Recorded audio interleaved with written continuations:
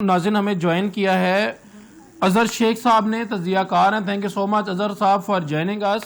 जी नाज़रीन, अब हम मज़ीद बात करेंगे अजहर शेख साहब से कि जो ही रमज़ान आता है तो हर चीज़ की जो है वो रेट बढ़ा दिए जाते हैं, चाहे वो फ्रूट्स हों, चाहे सब्जियां हों, चाहे खाने पीने की कोई भी अशिया हों।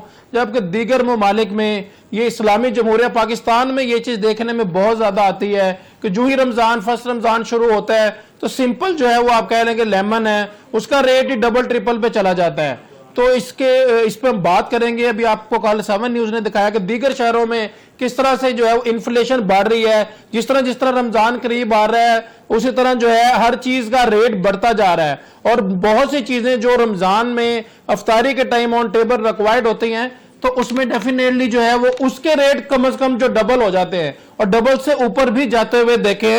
जी शेख साहब, आप क्या कहेंगे इस इन्फ्लेशन के बारे में, ये खुद साख्ता इन्फ्लेशन के बारे में, महंगाई के बारे में?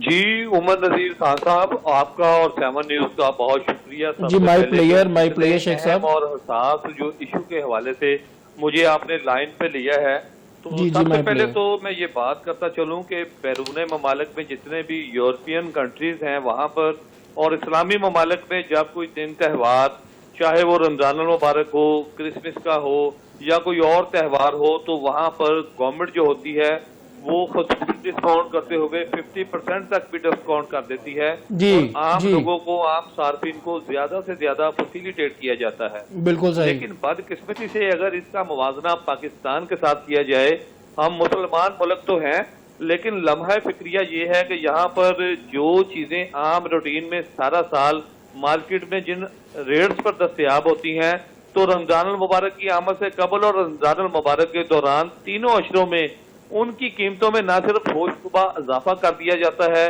बल्कि जखीरा अंदोज वो भी माफिया जो है वो मुतहरक हो जाता है। सबसे बड़ी बात उमर नज़ीर भाई, मैं आपको ये बताता चलूं कि होलसेल डीलर और दुकानदारों के मबैन सप्लाई चेन के हवाले से जो एक स्पेस आ जाती है उसको खत्म करने की अज़हद जरूरत है।